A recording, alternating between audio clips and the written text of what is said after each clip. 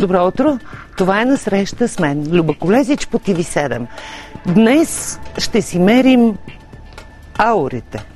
Стига днешните ми събеседници да нямат нищо против. Меренето ще стане с специална аура камера по време на предаването. Накрая ще обобщим резултатите. Една от гостенките ми днес е, така да се каже, оператор на този уред. Твърди, че са го измислили руски квантови физици. Дали са физици или фокусници, Господ знае, но не се съмнявам, че са руснаци. Те нали се водят за най-големите мистици и познавачи на душата. А аурата била именно това – невидимата обвивка на тялото, доказваща наличието на душа със съответните й качества. Дали си дете индиго, дали си ангел, дали си с кристална структура, дали си твърде земен или пък твърде духовен, дали ти са пробити енергийните защити, т.е. направена ти е магия, казано по-народному, вече нямало скрито покрито. Де да видим. Но разковничето според мен е именно в това скрито покрито. У нас нещата се объркаха до такава степен, че всеки може да мине за всичко и за всякой. Но кой е всъщност, все по-трудно става да се разбере. И най-хитрият детектор на лъжата ще започне да дава заето. От маскарада, който се вихри навсякъде у нас, стига мястото да е на показ. Я телевизия, я парламентарна трибуна, я някакъв друг Big Brother. Един иска да мине за герой, но всъщност си е подляр с отмъстителен характер. Друг се прави на бунтар, но си е сметкаджия, който яха поредната вълна от надолу недоволство, за да си оправи сметки.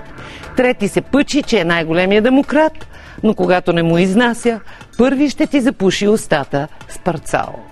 Четвъртите получава на морал, като някой пастор, но ако ти се усъмниш в собствения му морал, ще те оплиска скал, естествено. Петия добре облечен бизнесмен, но може да разглоби и изглоби Калашников за 60 секунди. Големите престъпни риби у нас се научиха да влизат в съда, за да излязат невинни. Невинните пък често приличат на шушумиги и шмекери. Проститутки се назначават за лидери на общественото мнение, псуващите се пишат за поети, но пък стиховете на Ботев и Вазов станаха неудобни. Изобщо бъркотия.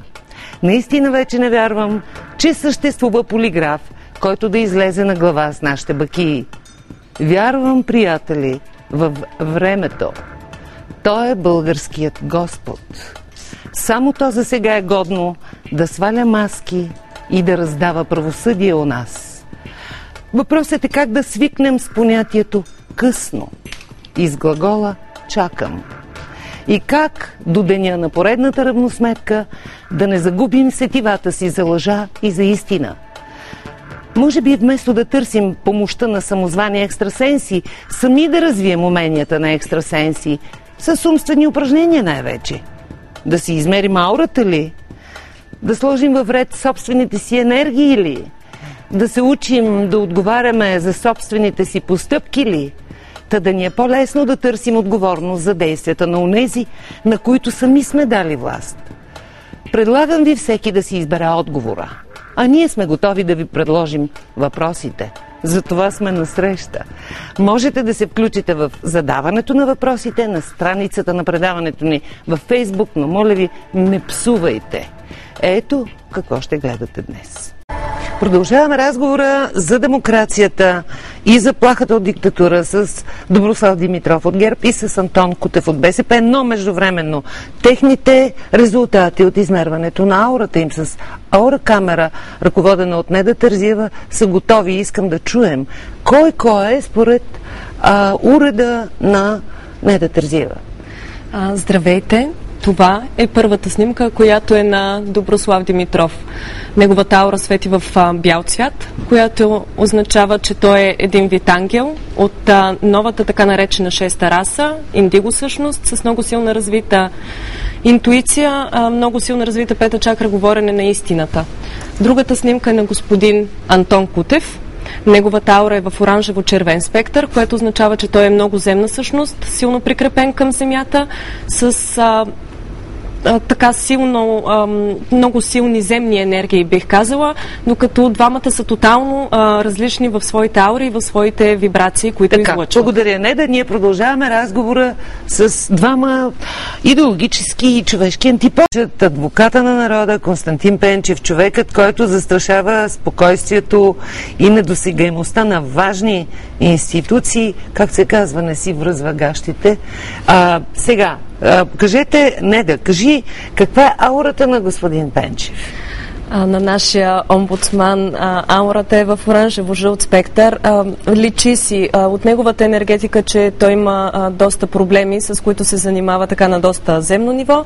Разбира се, човек е много аналитичен, много интелектуален, много така научно настроен и много силен логически ум, който всъщност му помага, може би, най-много в неговата работа. Трябва след това да му обясниш дали се нуждае от енергийни защити. Аз мисля... Има нужда, да. Има нужда от енергийни защити. Аз мисля, че господин Пенчев има нужда от друг вид подкрепа и мисля, че я получава. Обаче чувства ли заплаха за себе си при някои свои действия?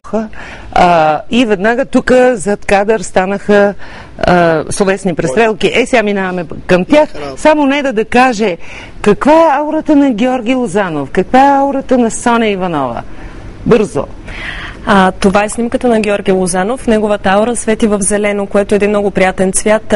Това характеризира, че той може да бъде учител с много бързо работещ ум и една от най-комуникативните същности всъщност светят в зелен спектър. Аурата на Соня Иванова в жълт спектър. Много творческа личност с много нови идеи и много силни емоции, с много добра воля. Много добри аури на двамата. Благодаря. Взехте отпечатъците на Мишо и на Сарафа. Ако искаш и на Мишо, мога да на ти Мишо, кажа. много съм любопитна. Неговата също е жълта, но искам тук само да спомена, че той преди време е бил в Индигов спектър, което е много важно. Той е бил така от новата раса, с много силна интуиция, много силен духовен канал. Някъде тези неща са отишли в миналото, загубил ги и сме слезнали на много силно земно ниво. Силно земно ниво, загубил си индиговите си способности. Давай за Сарафа. Неговата след малко. Сарафа не вярва в нищо. Вярвам в себе си, не че не вярвам в нищо. Това е твоята аура, да не е моята аура. Сега няма проблем.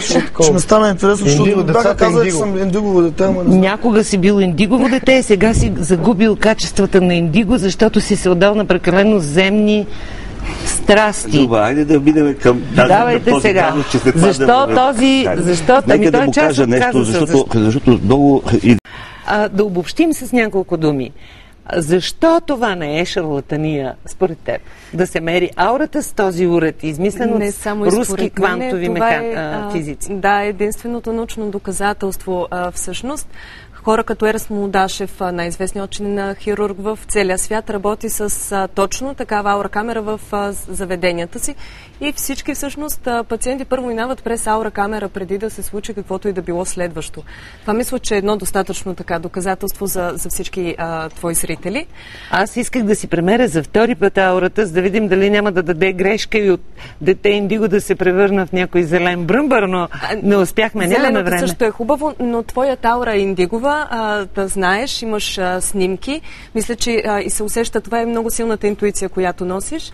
На Мия Сантова също премерихме аурата, нейната е в жълто, като имаме ни предположения поради много силната интуиция, която носи и тя, че и тя може би е била индиго същност, но сега просто се отдала на много силна воля и много добра самооценка, които определят този жълт спектър. В по-земни аспекти работи. Да, в по-земни аспекти. Кажи ми последни минути от нашето предаване.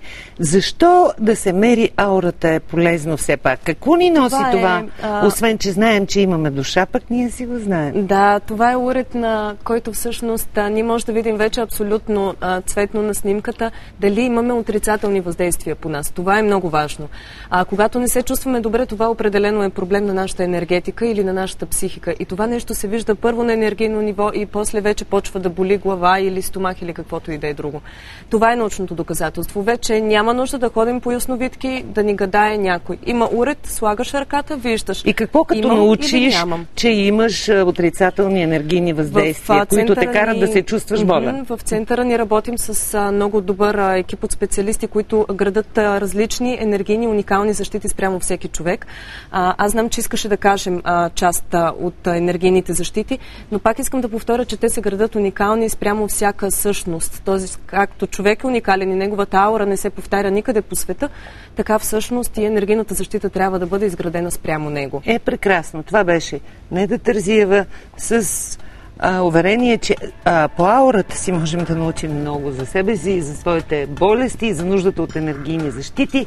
Това беше за днес от Насреща. Очаквайте ни следващата неделя. Междувременно ни пишете, разказвайте ни своите истории, своите проблеми, каквото можем и когато то е интересно за повечето хора, ще направим за вас. Чао!